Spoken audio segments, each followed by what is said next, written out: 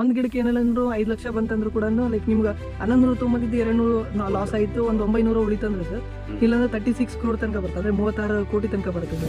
ಇದರಲ್ಲಿ ಕೂಡ ಇನ್ಕಮ್ ಐತೆ ಅಂತ ನೀವು ಫಾರ್ಮರ್ಸಿಗೆ ಹೇಳ್ತೀರಾ ಸರ್? ಹಂಗಾದ್ರೆ ಇನ್ನು 7-8 ವರ್ಷಕ್ಕೆ ಕನಿಷ್ಠ ಒಂದು 4-5 ಲಕ್ಷ ಇದೊಂದೇ ಸರ್. ಎಲ್ಲ ದೊಡ್ಡ ಮಂದಿ ನಮಸ್ಕಾರ, ಎಲ್ರು ಹೆಂಗದ್ರಿ? ನಾನು ಮಸ್ತ್ ಅದಿ ನೋಡ್ರಿ. ಇವತ್ತು ನಮ್ಮ ಜೊತೆಗಿರೋ ಅಂದ್ರೆ ಪುರುಷೋತ್ತಮ ರೆಡ್ಡಿ ಅಂತ, one of the progressive farmer by growing ಶ್ರೀಗಂಧ ಬೆಳೆ. ಓಕೆ ಸರ್, ನಮಸ್ಕಾರ ಸರ್. ನೀವು ಏನು ಓದಿರೋದು ಮತ್ತು ನೀವು ಈ ಶ್ರೀಗಂಧ ತೋಟ ಸ್ಟಾರ್ಟ್ ಮಾಡೋಕೆ ಕಾರಣ ಏನಾಗಿತ್ತು? ಇನ್ಫಾರ್ಮೇಷನ್ ಎಲ್ಲಿಂದ ಸಿಕ್ತು ನಿಮಗೆ? ನಾನು ಓದಿರೋದು ಬಿಕಾಮ್. ಇದು ಸರಿಸುಮಾರು ಒಂದು 10 ವರ್ಷಗಳಿಂದ ನಾನು ಯೂಟ್ಯೂಬ್ನಲ್ಲಿ ನೋಡಿ ತಿಳ್ಕೊಂಡು ಈ ಬೆಳೆಯನ್ನು ಬೆಳಿಬೇಕಂತ ವಿಚಾರ ಮಾಡಿದ್ದು. ಸರ್, ಶ್ರೀಗಂಧ ಬೆಳೆಯೋದಂತ ಅಂದ್ರೆ ಫಸ್ಟ್ ರೈತರು ಕೇಳೋದೇನಂದ್ರೆ ಲೈಸೆನ್ಸ್ ಬೇಕಾ ಅಂತ, ಅದ್ರ ಬಗ್ಗೆ ನೀವು ಏನು ಹೇಳಕ್ಕೆ ಇಷ್ಟಪಡ್ತೀರಾ ಸರ್? ಇಲ್ಲ, ಶ್ರೀಗಂಧ ಬೆಳೆಯಕ್ಕೆ ಏನು ಲೈಸೆನ್ಸ್ ಹೀಗೆ ಅವಶ್ಯಕತೆ ಇಲ್ಲ ಸರ್. ಎಲ್ಲರೂ ಕೇಳಂತ ಮೇನ್ ಕ್ವಶನ್ ಸರ್ ಏನಂದ್ರೆ ಒಂದು ಸೀಡ್ಲಿಂಗ್ ಅಂದ್ರೆ ಒಂದು ಸಸಿ ಎಷ್ಟು ರೂಪಾಯಿ ಬಿತ್ತು, ಮತ್ತೆ ಎಲ್ಲಿಂದ ತೊಗೊಂಬಂದ್ರಿ, ಮತ್ತೆ ಅದ್ರ ಪ್ಲಾಂಟಿಂಗ್ ಕಾಸ್ಟ್ ಏನಾಗಿತ್ತು, ಮತ್ತೆ ಅದಕ್ಕೆ ನೀರು ಉಣಿಸಕ ಇರಿಗೇಷನ್ ಕಾಸ್ಟ್ ಎಷ್ಟಾಯ್ತು ಅಂತ, ಅದ್ರ ಬಗ್ಗೆ ನೀವು ಇಷ್ಟಪಡ್ತೀರಾ ಸರ್? ಇದು ಒಂದು ಸಸಿ ಬಂದು ನಾನು ಅವಾಗ ತಗೊಂಡಾಗ 35 ರೂಪಾಯಿ. ರಮೇಶ್ ಬಳ್ಳೋಟಿಗೆ ಅಂತ ಇದ್ದಾರೆ ಕುಷ್ಟಗಿಯವರು, ಅಲ್ಲಿ ನಾನು ಸಸಿ ತೊಗೊಂಡಿದ್ದೆ. ಮತ್ತು ಜೊತೆಗೆ ಅರಣ್ಯ ಇಲಾಖೆ ಕೂಡ ಇದನ್ನ ಫ್ರೀಯಾಗಿ ಕೊಡ್ತಾರೆ, ಏನಿಲ್ಲ ಬಟ್ ಎಕರೆಗೆ ಇಷ್ಟಂತ ಸಸಿಗಳು ಕೊಡ್ತಾರೆ, ಅವನು ಕೂಡ ನಾವು ತಗೋಬಹುದು, ತೊಂದರೆ ಇಲ್ಲ. ಇದು 35 ರೂಪಾಯಿ ಅಂತಂದ್ರೆ ನಾನು ಆಗಿನ ಕಾಲಕ್ಕೆ ಒಂದು 35-40 ಸಾವಿರ ರೂಪಾಯಿ ಸಸಿಗಳಿಗೆ ಖರ್ಚು ಮಾಡಿದ್ದೆ. ಇದ್ರ ಜೊತೆಗೆ ಒಂದು 100 ರಕ್ತಚಂದ್ರನ ಸಸಿಗಳನ್ನು ಕೂಡ ತಂದಿದ್ದೆ, ಅವನು ಕೂಡ ನೆಟ್ಟಿನಿ. ಅದರಲ್ಲಿ ಕೆಲವೊಂದಿಷ್ಟು ಹೋಗಿದ್ದಾವೆ, 60-70 ಇದ್ದಾವೆ ಅಷ್ಟೇ. ಆಮೇಲೆ ಡ್ರಿಪ್ ಇರಿಗೇಷನ್ಗೆ ಒಂದು 2 ಲಕ್ಷ ಅಂದಾಜು 2 ಲಕ್ಷ ಹೋಗಿರ್ಬೋದು. ಬೋರಿಗೆ ಒಂದು 1,25,000 ರೂಪಾಯಿ ಬೋರು ಅಂದರೆ ಕೊಳೆಬಾ ಹಾಕಿದ್ವಿ, ಅದಕ್ಕೂ ಕೂಡ ಖರ್ಚು. ಜೊತೆಗೆ ಇವೆಲ್ಲ ಫಿಟ್ ತೆಗಿಯೋಕ್ಕೆ, ಆಮೇಲೆ ಫಸ್ಟ್ ಗೊಬ್ಬರ ಅದು ಇದು ಎಲ್ಲ ಸೇರಿ ಅದು 1 ಲಕ್ಷ 1.5 ಲಕ್ಷ ಹೋಗಿರ್ತದೆ. ಎಲ್ಲ ಸೇರಿ ಎಷ್ಟಾಗಿರ್ಬೋದು ಸರ್? ಒಂದು 6 ಲಕ್ಷ ತನಕ, 5-6 ಲಕ್ಷ ತನಕ ಆಗಿರ್ತದೆ ಸರ್. ನೀವು ನೋಡ್ತಿರ್ಬೋದು ಲೈಕ್ ಒಂದು ಗಿಡ ಇಂದ ಇನ್ನೊಂದು ಗಿಡ ಜಾಸ್ತಿ ಸ್ಪೇಸ್ ಎಲ್ಲ ಉಳಿತೀವಿ ಸರ್. ನಡಕ್ಕೆ ಯಾವ್ದಾದ್ರು ಕ್ರಾಪ್ ಆಗ್ತೀರಾ? ಇಂಟರ್ ಕ್ರಾಪ್ ಏನಾದ್ರು ಮಾಡ್ತೀರಾ? ಇಂಟರ್ ಕ್ರಾಪ್ ಮಾಡಿದ್ದೆ, ಇದಕ್ಕೆ ಕ್ರಾಪ್ ಆಗಿ ಪೇರ್ಲ ಮಾಡಿದ್ದೆ.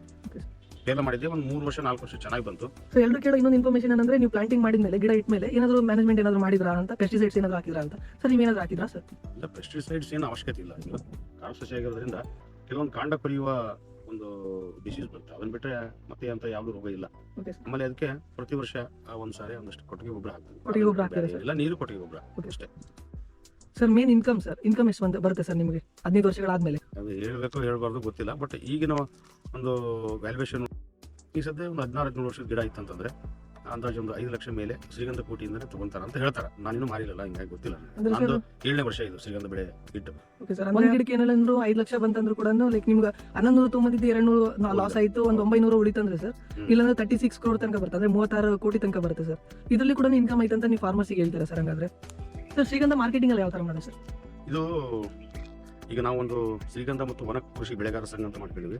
ನಾವು ಬೆಳೆದಂತ ಶ್ರೀಗಂಧವನ್ನ ಅರಣ್ಯ ಇಲಾಖೆ ಮುಖಾಂತರ ಶ್ರೀಗಂಧ ಕೋಟಿಗೆ ಕೊಡ್ಬೇಕು ನಾವು. ಓಕೆ, ಅವ್ರಿಗೆ ಕೊಟ್ರೆ ಲೈಕ್ ಅವರೇ ಕಟಾವ್ ಮಾಡಿ ಅವರೇ ಲೆಕ್ಕ ಮಾಡ್ತಾರೆ ಎಲ್ಲ.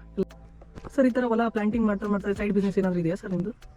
ನಮ್ದು ಮೂಲತಃ ಕೃಷಿ ಕುಟುಂಬ. ನಮ್ಮ ಕುಲದ ಹೊಸಬೆ ಒಕ್ಕಲತನ. ಹೀಗಾಗಿ ನಾವು ಬೇರೆ ಯಾವ ಬಿಸ್ನೆಸ್ ಮಾಡಿದ್ರು ಕೂಡ ಕೃಷಿ ಮೇಲೆ ಹೆಚ್ಚಿನ ಆಸಕ್ತಿ ಇರ್ತದೆ. ಹಾಂ ಸರ್, ನಾ ಇದನ್ನ ಕೇಳಕ್ಕೆ ಖುಷಿ ಅಂತ ಸರ್. ಯಾಕಂದ್ರೆ ನಿಮ್ ಲೈಕ್ ಬೇರೆದಿದ್ರು ಕೂಡ ನೀವು ಓದಿದ್ರು ಕೂಡ ಇದನ್ನೇ ಕೂಡ ಸೆಲೆಕ್ಟ್ ಮಾಡ್ಕೊಂಡಿದ್ದು ನೀವೆಲ್ಲ ಇನ್ಸ್ಪಿರೇಷನ್ ಸರ್, ಇವಾಗ ಬರ್ತಿರೋಂಥ ಜನರೇಷನ್ಗೆಲ್ಲ inspiration sir. Okay sir, thank you sir. Okay, ಆಮೇಲೆ ಇದ್ರ ಜೊತೆಗೆ ನಾನು ಬೇರೆ ನಂದು LPG ಡಿಸ್ಟ್ರಿಬ್ಯೂಟರ್ ಇದ್ದೀನಿ ಕನಕಗಿರಿ ತಾಲೂಕಿಗೆ. ಜೊತೆಗೆ ನಂದು ಇನ್ನೊಂದು ಪೆಟ್ರೋಲ್ ಬಂಕ್ ಕೂಡ ಇದೆ, ಪೆಟ್ರೋಲ್ ಬಂಕ್ ಡೀಲರ್ ಕೂಡ ನಾನು. ಓಕೆ, ಹೌದಾ ಸರ್? Thank you. ಬಿಸ್ನೆಸ್ ಜೊತೆಗೆ ಕೃಷಿಯನ್ನು ನಮ್ಮ ಮೂಲ ಕಸುವಾಗಿರೋದ್ರಿಂದ ಇದನ್ನು ಮುಂದುವರಿಸಬೇಕು, ಮುಂದಿನ ಪೀಳಿಗೆ ಕೂಡ ಉಳಿಸಬೇಕು. ಯಾಕಂದ್ರೆ ಕೃಷಿ ಇಂದನೇ ನಮ್ಮ ಎಲ್ಲ. ನಮ್ಮ ದೇಶ ಒಂದು ವರ್ಷ ಕೃಷಿಕ ಮನಸ್ಸು ಮಾಡಿ ಬೆಳೆಯೋದು ಬಿಟ್ಟರೆ ನಾವು ಏನು ತಿನ್ನಲಾರದಂಥ ಪರಿಸ್ಥಿತಿ ಬರ್ತೀವಿ. ಹೀಗಾಗಿ ಕೃಷಿ ಮುಖ್ಯ. ಈಗ ಸಂಸ್ಕೃತದಲ್ಲಿ ಒಂದು ಶ್ಲೋಕ ಹೇಳ್ತಾರೆ, ಕೃಷಿತೋ ನಾಸ್ತಿ ದುರ್ಭಿಕ್ಷಮ ಅಂತ. ಅಂದರೆ ಕೃಷಿಯನ್ನು ಯಾರು ಮಾಡ್ತಾರೆ ಅವರಿಗೆ ಕೆಟ್ಟ ಪರಿಸ್ಥಿತಿ ಬರಲ್ಲ ಅನ್ನೋದೇ ಒಂದು ಸಂಕೇತ. ಕೃಷಿ ಮಾಡಲೇಬೇಕು ಎಲ್ಲರೂ. ಯಾರು ಒಕ್ಕಲ್ತನ ಕುಟುಂಬಗಳಿದ್ದಾವೆ ಎಲ್ಲರೂ ಎಷ್ಟಾಗಲಿ ಅವ್ರು ಕೃಷಿಯನ್ನು ಮಾಡಿದರೆ ಒಳ್ಳೆಯದು. ಈ ಮಾತುಗಳೆಲ್ಲ ನಮ್ಮಂತ ಲೈಕ್ ಯಂಗರ್ ಜನರೇಷನ್ ಕೇಳ್ತಿದ್ರೆ ಸರ್, ಅವ್ರಿಗೆ ಇನ್ಸ್ಪಿರೇಷನ್ ಆಗುತ್ತೆ, ಅವರು ಕೂಡ ಮಾಡ್ಬೋದು ಅಂತ ಇದೆ ಸರ್.